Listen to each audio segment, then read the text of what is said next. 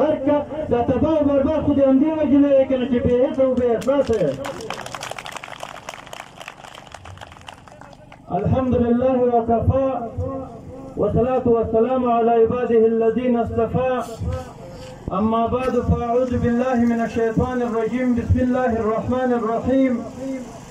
فقد قال الله سبحانه وتعالى في القرآن المجيد والفرقانه الحميد: إن الله لا يغير ما بقوم حتى يغيروا ما بأنفسهم، أو كما قال رسول الله صلى الله عليه وسلم: ألا كلكم راع وكلكم مسؤول عن رعيته. لتشریفاتی خبرو نتیریږم.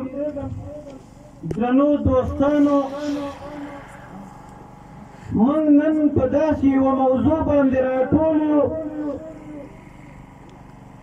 چې د افغانستان د فرد دروازه دغه ویر او بدبختۍ ټکولې ده. د افغانستان کور او کلی، جومات او بانډه، سمه او غر په دې څلوېښتو کلونو کې د جنګ، ویر او وینو تویولو څخه په امن نه دی پاتې. لویشت د دې خاورې زموږ د افغانانو په وینو لړل شوې ده. اما بدبختانه چې موږ همیشه او همیشه د څو محدودو رهبرانو، د څو محدودو سیاسیونو، د څو محدودو جاسوسو، د څو محدودو پردیپالو د زنده‌باد او مرده‌باد شعار ورکړی ده. هغوی موږ خرڅ کړي یو، هغوی په موږ معامله کړې ده، خو موږ ولس بیا هم د دوی تر شا روان یو او دوی ته زنده‌باد وایو. مخکې استاد ډېرو ښو خبرو ته اشاره وکړه. استاد محترم، زه منم چې فاسد، فاسق، فاجر دا د هیڅ قوم نشي کېدلی، د هیڅ سمت نشي کېدلی، د هیڅ کلي نشي کېدلی. فاسد ده، په فاسد خدای لعنت ویلی ده. خو موږ حیران دې ته یو چې په دې نااهله حکومت کې د خوستیانو په متل د پرونو غل کافر ده او د شلو غل ګناهګار. بابا کرخیل ته یې په $10,000 توطیه جوړه کړه، په هوتکي $3.5 میلیونه د اشرف غني په خوښه یوړل. څوک څه نه ورته وایي. موږ وایو چې بابا کرخیل که غلا کړې وي، راشه اعدام یې کړه، راشه موږ به د غاړې ته دار ور واچو. خو ای کاش چې هغه نیکټایداره غلا چې د اشرف غني د حکومت په سیوره کې په دې ملک را نازل شوي دي، هغه نیکټایداره غلا چې د جهاد او مقاومت په نامه یې په کلونو دا د ملک وینې وزبېښلې د دې مظلوم ولس. زما په وینه یې نن په ترکیه او اروپا او امریکا کې د جایدادونو حساب نه کېږي. ای کاش چې هغو ته هم لاس ور واچوي. اما بدبختانه چې نن هغو ته پاداش او عوض زما د وینې د تویولو، زما د وینې د زبېښلو، زما د مظلوم ولس د وژلو دا ده چې دوستم ته یې مارشالي ور وټومبله، زوی یې ورته مذاکراتي پلاوي کې ونیوه او لور یې ورته سناتوره کړه. استاده تا ته یې 160 باډیګارډ ورکړل، 240 میله یې پیکا ورکړه، 10 میله یې راکټ ورکړل، 500 یې موټر ورکړل. ورته ویې ویل چې دا 18 کاله دی چې دا خاوره چور کړې ده، د دې ملت وینې دې زبېښلې دي، نور شجان دې د نر بچی نور یې مه خوره. راځم د نننۍ موضوع اجنډا ته.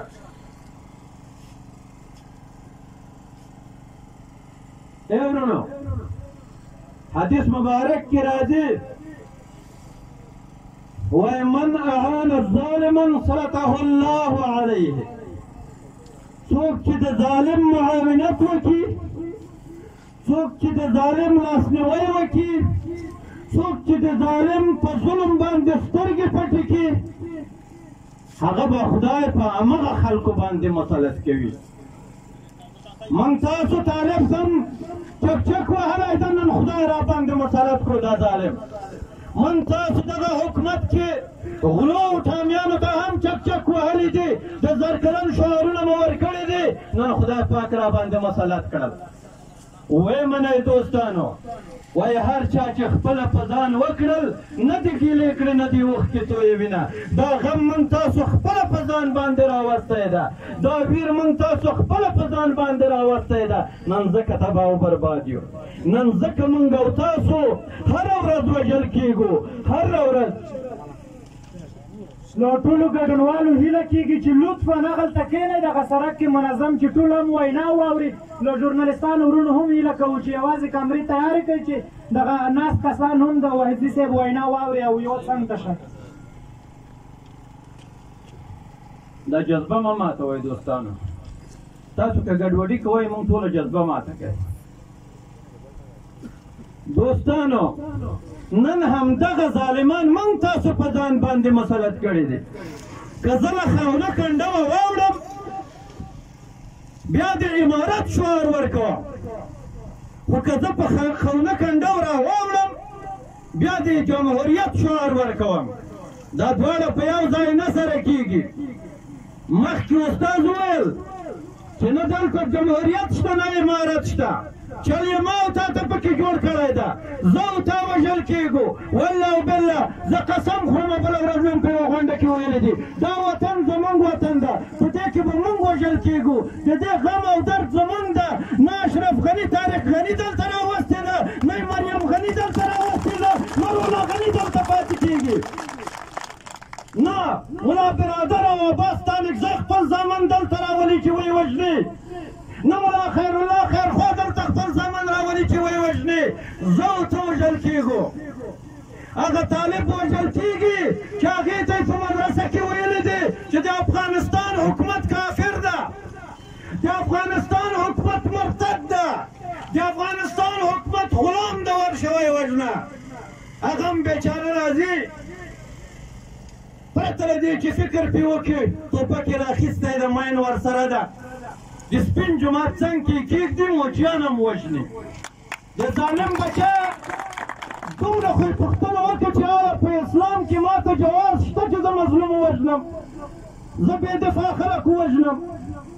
او د بل طرف ته دا د جمهوریت مدعیان، دا نیکټایداره غله، دا ټامیان، دا بې حسه بې وجدانه پردي پالي، دغه مسلکي جنرالان یې کورونو ته ولېږل، د تقاعد جنډر سازي او جوان سازي په نوم. د رولا غني، د حمدالله محب، د ملا لنډي فضلي، اسدالله خالد، د دوی په خوښه یې سپینه خوله جوړې راوستې، نن یې په وزارت دفاع کې معینانې کړې. هغه کسان یې راوستل چې دوی په ژوند کې د توپنچې ډز نه دی اورېدلی. د بم له غږه خو یې متیازې په میدان ځي. نن یې زما مسلکي جنرال په کور کېنولی ده، نن یې زما مسلکي افسران په کور کېنولي دي، او که په وظیفه کې هم دي دومره بې صلاحیته کړي دي، دومره یې واک ترې اخیستی ده چې نن هغوی بیچارهګان یوې سپینې خوله نجلۍ ته چې هغه په دې وطن کې وخت نه دی تېر کړی، هغه د خارجي پاسپورټه سره یو دستکول یې مټ ته اچولی ده، بیبي ګل یې راوستلې ده، حمدالله محب راوستلې ده، فضلي راوستلې ده. نن زما ډګر جنرال ورته سلام کوي. مرګ او شرم په دې جمهوریت، مرګ او شرم په دې بې غیرتو بې ضمیره واکدارانو. زما زړه چې سوځي، زما زړه په دې سرباز سوځي چې دا د چا دپاره قرباني کېږي، د دې جنازه د چا دپاره نن خپل فامیل ته راوړل کېږي. ای وروڼو، هره ورځ موږ زیاودان دغو لرو، هره ورځ د دې ملي امنیتي او دفاعي ځواکونو سرتېرې په سلهاوو جنازې، په زرهاوو جنازې را روانې دي. د څه لپاره؟ د جمهوریت د کاذب شعار دپاره، د امارت د کاذب شعار دپاره هغه خوا کې هم زه وژل کېږم، دې خوا کې هم زه وژل کېږم. ګټه یې چا ته رسېږي؟ ګټه یې بي بي ګل اشرف غني او ملا لنډي او حمدالله محب ته، ملا برادر او ملا خیرالله خیرخوا او نور عباس تانکزی او ورسره نور. دوی به ولې سوله کوي؟ دوی به ولې سوله کوي؟ حمدالله محب د کارتوني فلمونو دکتورا لري، پاپچي ګیمونه جوړوي. نن هغه راغلی ده، زما مسلکي ډګر جنرال ورته سلام کوي. امرالله صالح نم قهرمان را جوړ کړه بې غیرته پښتنو. 18 کاله همدغه صالح زما مظلوم بیچاره پښتانه د تروریست په نوم وټکول. مخکې کوم ملګري اشاره وکړه چې صبریو کې لږ مشکل شته. بالکل په صبریو کې مشکل ده. په صبریو کې مشکل امریکا راوستل، په صبریو کې مشکل دغه حکومت راوستل. د هر صبري په کور چاپه وه، د زنانو پرتوګونه یې ورته واخیستل، د کلاشینکوف په ملي ورته پورته کړل چې دا د پلانکي ملا د ښځې پرتوګ ده، نه به کډه بارهیي تا ته کښېنې چې ته یې بې عزته کړې. هغه صبري وو چې پارلمان ته یې هم وکیلان ولېږل، هغه صبري وو چې ولایتي شورا ته یې هم وکیلان راولېږل. خو ما او تا دې ته مجبور کړل چې صبري دې نن په واشنګټن کې هم په سره خط کې بوش دې هم د خوست والي ته وایي چې صبري ډېر خطرناک ځای ده. افسوس صبري چا دې حالت ته ورسوه؟ نن ولې هر سړی طالب شو؟ نن ځکه هر سړی طالب ده. فکر کوم زاړه شوخلې موچېږي. نن هر سړی په دې طالب شو چې ما له کوره ورپسې واخیسته. ولسمشر خوست ته راغلی و، تاسو کې به دوستان موجود وي.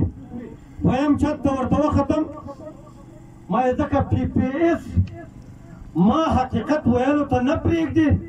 رئیس صاحب کفیل ریحان را سره و، ما یې راځه دا دویم چت ته ورته وخېږو چې څه وشول، یا به مو کوز را واچوي یا به خبره ور وکړو. ولسمشر ته مې وویل، ما یې ولسمشره تا خو ویلي وو چې زه د ارګ او منبر ترمنځ فاصله ختموم، تا خو نن دا فاصله 200 کیلومترو ته ورسوله. کور دې ړنګ شه. امریکایانو موږ خولې ته رسولي یو، بې عزته دې پرې واچولو. زه دې په دې حکومت کې وکیل یم، زه هم په کور کې نشم څملاستی. والي صاحب ته هرکلی وایو، والي صاحب ته هرکلی وایو. والي صاحب زموږ چونه ولسي غونډه ده، ستاسو دیانت، ستاسو صداقت ټولو ته په احترام سره هیله ده چې خفه نه شي چې موږ دا د خپل زړه درد ووایو. ما ورته ویل چې ولسمشره موږ خو یې تباه او برباد کړو، دا د ارګ او منبر ترمنځ فاصله دومره وه، په دې نوم خو دې موږ غرق کړو. په سبا غونډه کې په لاس ونیوم، کش یې کړم، وایي ځه خبره درته کوم. ما یې خدای خیر وکړي، که اوس څپېړه درکړي ولسمشر ده، یا د ټېله کې ولسمشر ده. که ځواب ورکوي پی پی ایس چکني درنه جوړوي، که ځواب نه ورکوي خوستیانو ته د جامې وځي چې په څپېړو یې کش کړي. ما یې خدای خیر وکړي. راته ویل وایي نور امریکایان یاد نه کړي، په دې مسله کې ما زور نه رسېږي. نو چې زور دې نه رسېږي خو په مخه دې ښه که نه، ما پرې وژنې. نن د طالب په نامه ګیره یې راپرېښې ده، پټکی په سر ده. زه قسم درته خورم چې د دوی په منځ کې هم روسان ناست دي، هم امریکایان ناست دي، ګیرې یې پرېښې دي. او بیا دا بېچاره طالبان چې دوی چې نه دي لیدلي، هغه بېچارهګان هم ورته وایي چې په خدای داسې نوراني شیخ صاحب راغلی ده، هغه خو ایر کنډیشن ته ټول عمر تېر کړی ده، تک سور امریکایي ده، خو عربي درته زده کړې ده، قرآن یې درته زده کړی ده. تا ته یې وایي چې ورشه وطن دې رنګ کړه. او شیخ صاحب ډېر نوراني سړی ده، ډېر بزرګ سړی ده. و طالبه د خدای په خاطر لږې سترګې وغړوه چې څوک وژنې، چا باندې د تا د بم پرون نابله ورځ دلته یو چاودنه وشوه یو بیچاره د امنخیل اوسېدونکی حکمت الله چې نه په حکومت کې و نه بله و نه بله و شهید شو د خپل کور ناناور و دې ځواب به ملا هیبت الله وایي ملا برادر به وایي خو زه پوهېږم چې دوی په قرآن باندې یقین نه لري کله قرآن ډارېدی کله اسلام خبر وای په والله بالله که دغه چاودنه یې کړې وه خو دا بې خبره دي همداراز د جمهوریت دعوهګیران او هره ورځ نارې وایي چې موږ جمهوریت ساتو کوم جمهوریت د غلا جمهوریت د چور جمهوریت کوم جمهوریت چې په هغه جمهوریت کې یو څوک د خبرې حق نه لري ما ته څوک وایي بله ورځ رئیس جمهور هغه مې واورېده رښتیا زمري ته یې وویل وایي ته طالب په مخ کې دا خبرې کولی شي خود یې نه شم کولی هغه سره خو چاړه تیاره ورسره ده هغه خو ما سور کافر بولي تا په سر باندې چې تا ته مې رایه راټولوله تا ته خو بیا خود وایم ته خو د جمهوریت دعوهګیر یې اورې به نن ضیاودان یوازې نه دی ای وروڼه هره ورځ ضیاودان دغه روان دي دلته صالح صاحب 6:30 ډرامه شروع کړې ده یو سریال و په ټولو تلویزیون کې 24 په نامه هماغه د 24 سریال شروع کړی ده ډوزې ولې ټوله ورځ ډوزې دي ډوزې دي ډوزې دي یو د کابل پوهنتون انتحاریانو نه کړل پیدا خدای کوم بیچاره یې رانیولی ده پلاسې ده وسله په خوست کې وه دی د پنجشیر و جاکټ یې له بغلان نه رااخیستی و پرتوګ یې په ګردیز کې اغوستی و خط یې په پکتیکا کې واغوستو او بالاخره راورسېدو کابل ته او د کابل په پوهنتون کې د راکټو پیکاو سره په هوا کې دسانت شو کته شو او درزو دروزې شروع کړو تا د قرآن ووایي چې تا دا پلان نه وي جوړ کړی تا دې خدای وشرموي چې په دې قتلو ته نه یې خبر تا دې خدای وشرموي چې زما په مرګ دې معاملې نه دي کړې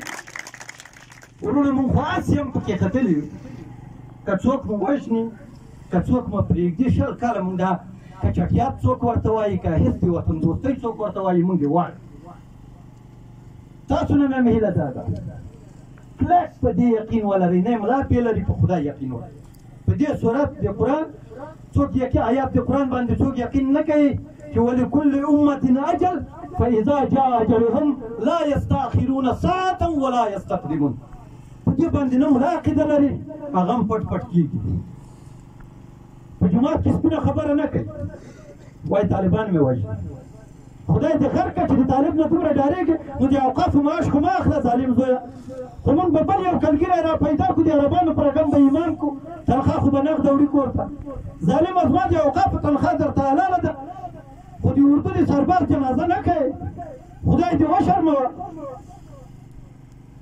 او یا په دې حکومت کې د هغې جمهوریت مدعیان د دیموکراسۍ او ولسواکۍ مدعیان دا د تل لپاره نه دي په لنډو ورځو کې ختمېدونکي دي مطمئن اوسئ خو که موږ تاسو ودرېږو که پرېمښودل والله همداسې به ټکېږو همداسې به وژل کېږو همداسې به هم طالب د ISI په خوله راباندې زده کول کوي د KGB په خوله به راباندې زده کول کوي همداسې به دا ټامیان د امریکا او اروپا په خوله چې ټول هغه مولوي صاحب محمد امیر مخلص یوه ښه خبره ورته کوله وایي ټولې له یوې پوجې رااخلو خو فرق مو صرف دومره ده چې طالبه ته یې د شپې رااخلې زه یې د ورځې رااخلم نور مو هېڅ فرق د ما او تا تر منځ نشته د نورو خبرو ته خاتمه ورکوم خو فقط یوه خبره کوم چې د ضیاودان په شان په زرګونو ځوانان نور هم روان دي والله چې په مقابل کې ونه درېږئ غږ پورته نه کوئ همداسې به وژل کېږئ همداسې به بې غیرته مرګ باندې مرو او هېڅوک به مو جنازې ته هم نه راځي هیله ته دوستانو چې مه ډارېږئ دا حرکت به موږ ولسوالیو ته کلیو بانډو ته غځوو هر ځای ته به ورځو ملا هبت الله مې که په صبریو کې وشنې نوشي جان لاس اخلاص خو تاسو دومره به بې غیرتي نه کوئ چې بیا ما جنازې ته څوک نه راځئ په نره به ټول زما جنازې ته هم راځئ زه د ملا هبت الله منځ ته درته ورځمه واخر دعوانا ان الحمد لله رب العالمین